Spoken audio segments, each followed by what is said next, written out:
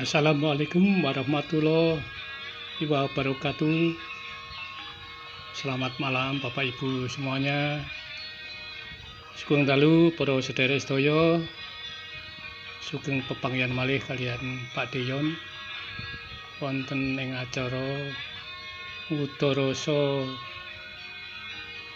Lingsir Wengi ingkang dalu menika kula badhe ceritakan legenda Rawa Pening. Bapak Ibu, saya akan menceritakan sebuah legenda Rawa Pening, sebuah rawa yang ada di sekitar Kabupaten Semarak.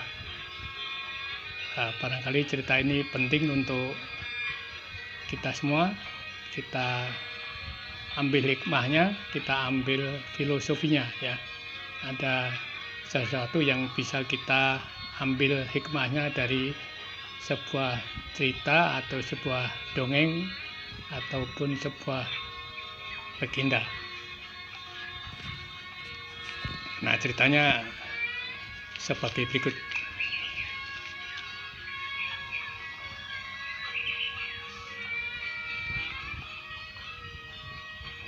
Pada zaman dahulu ada di sebuah desa namanya Ngasem, ya. Sebuah desa Ngasem. Di situ tinggal sepasang suami istri namanya Ki Hajar Selokanto, ya. Yang laki-laki bernama Ki Hajar Selokanto, hidup bersama istrinya Nyi Hajar atau Nyai Hajar Selokanto, atau kita ringkas saja Ki Hajar dan Nyi Hajar, di mana pasangan ini sudah lama menikah tetapi tidak atau belum dikaruniai seorang anak. Jadi Nyi Hajar ini sangat bersedih, sangat prihatin, dan sering berkeluh kesah dengan suaminya kalau Nyi Hajar ini sudah menginginkan, ya, seorang momongan, seorang anak. Bahkan mungkin hampir setiap pasangan suami istri kalau sudah lama menikah, barangkali yang dicita-citakan adalah mempunyai buah hati atau seorang anak. Seperti halnya mungkin teman-temannya yang lain sudah pada punya satu atau dua anak. Nah, ini sudah lama menikah, mereka tidak dikaruniai anak. Akhirnya Ki Hajar memutuskan untuk mengambil keputusan untuk bertapa, untuk memohon kepada dewa atau kepada Tuhan supaya segera dikasih momongan. Dan niat ini disetujui oleh sang istri, dan akhirnya berangkatlah Ki Hajar dari desa Ngasem menuju lereng gunung Telomoyo. Akhirnya berangkatlah Ki Hajar membawa bekal seadanya dan berangkat sendiri.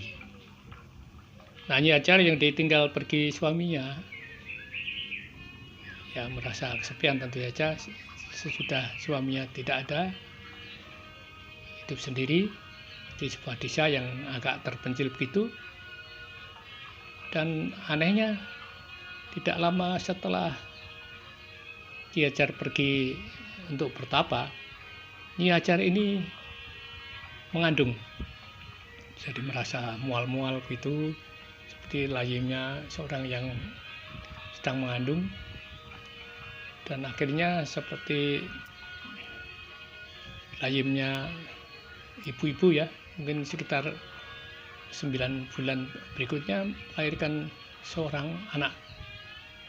Dan ajaibnya anaknya ini bukan berwujud seorang bayi biasanya, seperti biasanya seorang bayi manusia, tetapi bayinya itu berupa seekor ular naga. Ya. Ya, barangkali Nyi Hajar takut ya, punya anak yang bentuknya ular atau ular naga. Tetapi ya sebagai seorang yang percaya pada Tuhan atau percaya pada dewa, Nyi Hajar menerima apa yang telah diberikan dewa atau diberikan Tuhan pada dia, sehingga anaknya ini dipelihara dengan baik. Ya, dan akhirnya setelah agak besar ini ular, anehnya dalam beberapa waktu ular naga ini bisa berbicara sebagaimana layaknya manusia. Jadi ular ini bisa berbicara seperti halnya manusia biasa, dan malah barangkali cenderung lebih cepat bicaranya daripada anak-anak biasa. Dan setelah ular naga ini agak besar, ular naga ini bertanya pada ibunya, pada Nyi Hajar, siapa bapak saya, siapa ya yang menjadi bapak saya. Ya, kemudian dengan terus terang Nyi Hajar mengatakan bahwa bapakmu Ki Hajar Selokanto ya, dia sedang bertapa karena waktu itu ibu sudah lama tidak dikaruniai anak, sehingga bapakmu bertapa di sebuah gunung ya, di lereng gunung Telomoyo. Nah, kemudian si anak ini diberi nama oleh ibunya Baru Klinting ya. Baru Klinting ini sesuai dengan nama pusaka milik Ki Hajar.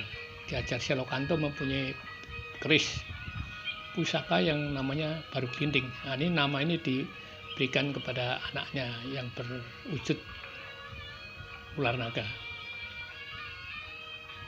Maka dikatakan bahwa bapaknya sedang bertapa di lereng gunung Telomoyo, dan kalau ingin berjumpa dengan bapakmu, kamu cari saja di lereng gunung Telomoyo. Kamu cari seorang bapak yang sedang bertapa. Ya, bapak punya pusaka ini, kamu bawa sekalian untuk bukti bahwa kamu adalah anak Ki Hajar Selokanto. Ya, maka berangkatlah Berkelinting ya pada malam hari menunggu suasana sepi di desa itu, sehingga tidak sampai ketahuan tetangga-tetangganya.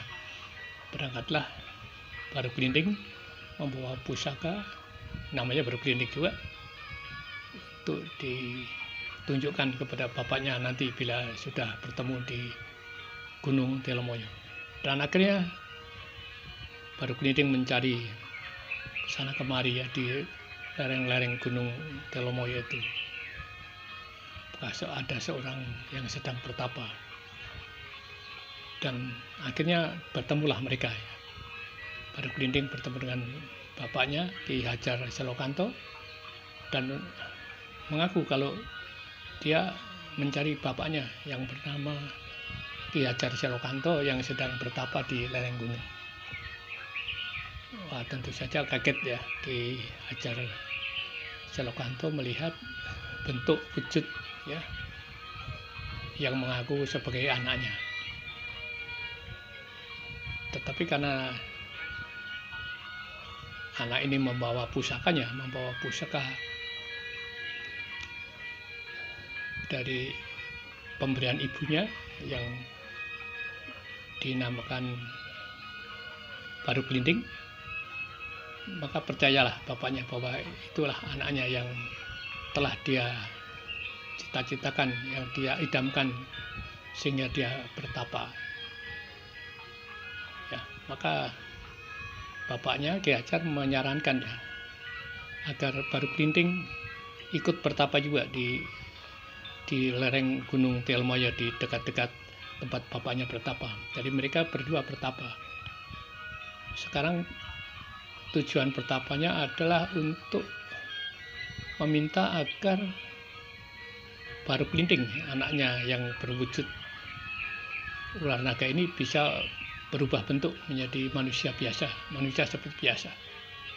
Itulah jadi niat atau tujuan mereka bertapa. sehingga mereka berdua bertapa di lereng-lereng gunung, tidak berjauhan. Nah, ini adalah satu cerita. Kemudian ada beda panggung, ada beda cerita.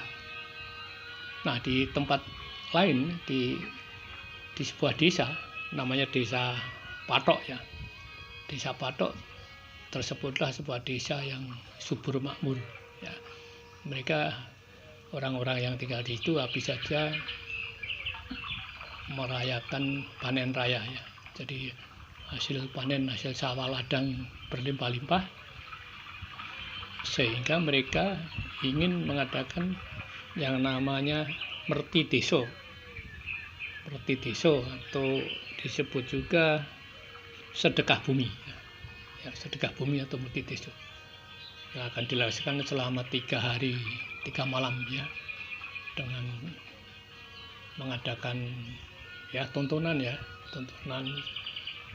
kesenian ya, barangkali semacam wayang atau semacam ketoprak ya, untuk menyatakan rasa syukurnya mereka telah berhasil ya dalam pertanian, sehingga hasil pertanian mereka melimpah dan mereka ingin mengadakan pesta bersama-sama ya, makan-makan ya bersama dengan mengundang kesenian-kesenian dari daerah lain ya. Nah, sebagian pemuda dan orang-orang dewasa laki-laki diperintahkan untuk mencari tambahan lauk ya. Barangkali situ sudah ada ayam atau mentok atau kambing ya. Tapi mungkin dirasa karena pestanya cukup lama 3 hari, mereka sebagian ya yang dia angkat panitia barangkali ya, perlu mencari tambahan untuk lauk pauk ya. Mereka diminta berburu di lereng-lereng gunung dekat Desa Patok itu untuk mencari tambahan ya. Misalnya ada rusa atau ayam hutan ya, atau barangkali babi hutan ya, yang ada biasanya banyak di lereng-lereng gunung itu. Maka ada mungkin sekitar 10 orang ya, atau 12 orang diperintahkan untuk berburu binatang di sekitar desa itu yang tepatnya berada di lereng-lereng gunung ya. Maka berangkatlah mereka ya.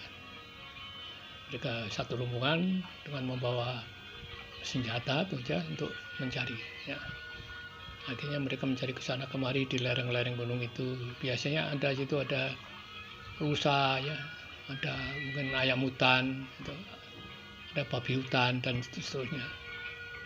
Tapi sudah hampir seharian mereka pergi ke sana kemari tidak mendapatkan apa, sepi ya, situasi tidak seperti biasanya. Jadi tidak ada binatang yang berlalu lalang ya. Dan akhirnya mereka sudah putus asa untuk memutuskan pulang ya, karena tidak ada binatang buruan yang mereka dapatkan. Nah, pada waktu itulah secara kebetulan ada seseorang dari mereka tersandung ya, tidak sengaja tersandung semacam akar pohon gitu ya, sehingga jatuh dan kemudian mengamati akar pohon yang menyebabkan dia terjatuh itu. Lama-lama kok kayak akar pohon panjang ya, melingkar gitu. Setelah dia mati itu sampai tumbuh kayak tumbuh jamur, tumbuh rumput gitu ya. Dan akhirnya diraba-raba kelihatan hangat itu, seperti binatang itu. Dan memang ternyata memang itu adalah ular ya, ular naga dari anak Ki Hajar Selokanto yang sedang bertapa di situ. Jadi bertapa sehingga tidak bereaksi ya, diraba-raba, disentuh-sentuh, bahkan mungkin dengan senjatanya kok ini kok seperti akar pohon tapi kok seperti ya binatang ya apa. Akhirnya mereka menyelidiki binatang itu ternyata ular ya, dan akhirnya mereka bunuh ya, karena mereka tidak menemukan binatang lain. Lalu mereka memutuskan membunuh seekor ular yang mereka ketemukan, dan itu ular mereka potong-potong dan dibawa pulang ke desa Patok. Desa Patok untuk nanti pesta 3 hari 3 malam dalam rangka mertideso atau sedekah bumi ya. Dan akhirnya terjadilah pesta itu 3 hari 3 malam dengan meriah ya.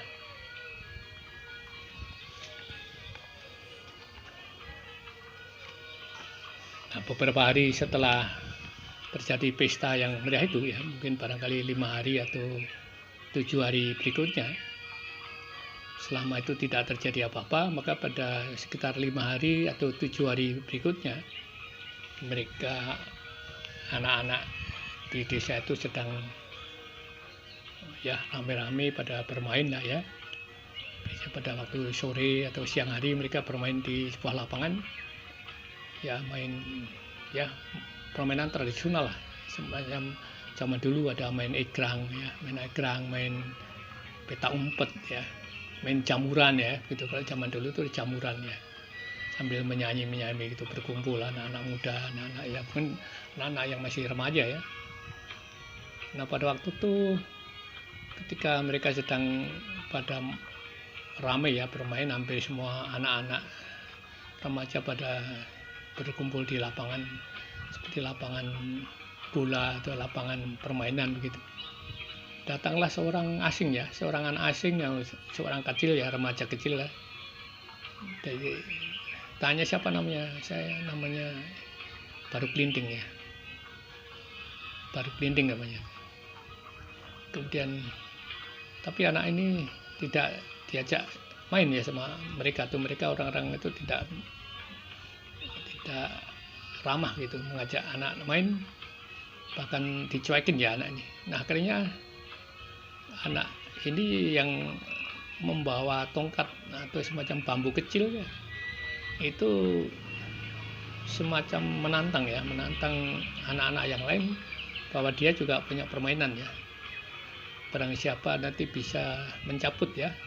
Jadi anak Baru Kelinting ini membawa tongkat kecil atau semacam bambu kecil gitu yang ditancapkan di tanah ya, di tanah lapang itu ya, barang siapa yang bisa mencabut bambu atau tongkat itu silahkan saya dipukul ya, boleh memukul saya sepuas-puasnya.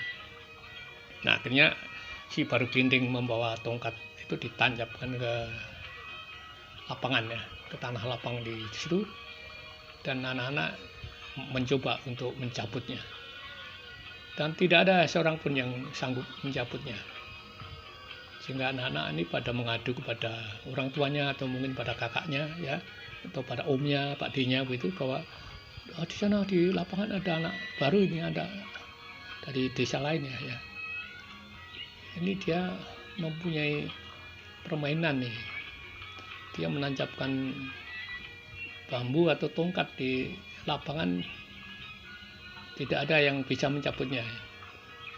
Barang siapa bisa mencabutnya katanya boleh memukul dia sepuas-puasnya. Nah akhirnya orang-orang ini, barang kakaknya atau omnya dari anak-anak yang sedang bermain itu pada berbondong-bondong ya datang ke lapangan mencoba melihat apa yang terjadi di lapangan itu ya. Dia melihat seorang anak asing lah ya, anak kecil tapi belum mereka kenal ya, bukan dari desa Patok situ. Akhirnya satu persatu orang-orang itu mencoba mencabut ya, tidak ada seorang pun yang bisa, termasuk orang-orang yang berotot yang biasa kerja keras ya bisa ya. Akhirnya mereka mencoba menantang balik, coba kamu kalau bisa, kami orang yang kuat aja nggak bisa, masa kamu badanmu kecil gitu bisa mencabut tongkat ini. Nah akhirnya mereka menyerah ya, mereka tidak melanjutkan mencabut tapi menyuruh ya si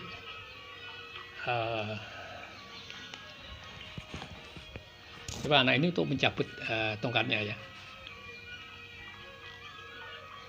Akhirnya Baru Kelinting ya mencabut tongkat itu dengan mudah ya, dengan sekali tarik, tidak kelihatan tidak membutuhkan tenaga banyak, tercabutlah tongkat itu dari tanah lapang dan apa yang terjadi kemudian adalah sangat mengejutkan. Bersama dengan tercabutnya bambu atau tongkat itu, maka keluarlah air yang berlimpah-limpah ya dari lubang itu ya. Sehingga mereka sangat terkejut melihat kejadian itu. Dan bersamaan dengan itu pula anak itu hilang ya, tidak kelihatan lagi. Maka mereka mencoba untuk menghentikan ya laju air yang membanjir ke tanah lapang dalam waktu sekejap sudah mengenangi lapangan dan mungkin akan segera memasukin rumah-rumah mereka ya. Seperti kalau banjir di Jakarta atau di ya daerah-daerah kota-kota di Indonesia ya, banjir. Ini dari bekas lubang tongkat anak yang tidak mereka kenal itu keluar air yang seperti cepat sekali datangnya. Maka mereka mencoba membendung dengan segala cara dan akhirnya tidak bisa menghentikan laju air sehingga rumah mereka kebanjiran ya. Dan mereka pada berusaha menyelamatkan harta bendanya dari rumah mereka. Dan dalam sekejap ya desa mereka tergenang air ya. Rumah-rumah mereka terkena air ya. Sehingga banyak yang meninggal ya, banyak yang mencoba mengungsi ke tempat lain, ke desa lain, dan banyak pula yang tidak sempat menghindar sehingga masih terjebak di dalam rumah dan banyak yang korban meninggal ya. Itulah yang sekarang tempat itu menjadi rawa ya, menjadi semacam danau ya, namanya Rawa Pening atau kalau orang Jawa bilang Rowo Pening ya. Itu berada di sekitar Bawen ya, sekitar Bawen itu daerah Kabupaten Semarang. Kalau Anda berangkat dari Jogja itu melewati Ambarawa, nanti berikutnya Bawen ya, Bawen terus itulah dekat situ ada rawa atau danau yang namanya Rawa Pening ya. Nah itu legendanya berawal dari situ, dari cerita pembunuhan seekor naga atau seorang naga yang akhirnya menyebabkan musibah ya, menyebabkan malapetaka bagi penduduk desa Patok. Nah itu barangkali itu bukan sejarah ya, itu legenda, itu semacam dongeng ya, tapi barangkali bisa kita ambil hikmahnya supaya kita tidak sembarangan ya membunuh makhluk-makhluk hidup lain ya. Selain kita mencintai manusia, kita juga mencintai makhluk hidup lain ya, seperti ular. Ular itu kalau di sawah, di gunung itu, kalau di sawah itu ular itu suka memakan tikus ya. Biasanya kalau banyak hama tikus itu biasanya ularnya nggak ada, jadi itu ular pada dibunuhnya. Akhirnya hama tikus ya menyerbu sawah-sawah petani, maka biasanya sering ditebarkan ular juga, ular-ular ya, supaya bisa memakan tikus. Termasuk dipelihara juga burung-burung hantu ya, ini yang bisa memburu tikus-tikus. Nah itulah, jadi kalau nanti binatang-binatang itu kita bunuh seperti burung kita bunuh, akhirnya banyak malapetaka, misalnya banyak belalang-belalang ya yang bisa merusak pertanian juga. Ada lalat, lalat, ada ulat ya, ulat ada pernah terjadi di Jawa Timur ya, dekat Gunung Bromo itu. Rumah-rumah, masjid-masjid ya itu dipenuhi ulat-ulat ya. Itu karena barangkali sudah tidak ada burung-burung lagi, sehingga akhirnya merusak ya itu ya ekologi ya, merusak ekologi ya, sistem ekologi kita, sehingga tidak berimbang ya. Ada binatang terlalu banyak, ada ya hama terlalu banyak karena pemangsanya sudah kita bunuh. Nah, mudah-mudahan hal-hal ini bisa kita ambil hikmahnya. Sampai sekian cerita dari Pak Dion. Namung semanten Bapak Ibu para sedherek sedaya, mugi kita pinanggih malih wonten ing sanes wekdal, mugi tansah manggih pidada nirsambikala. Matur nuwun. Wassalamualaikum warahmatullahi wabarakatuh.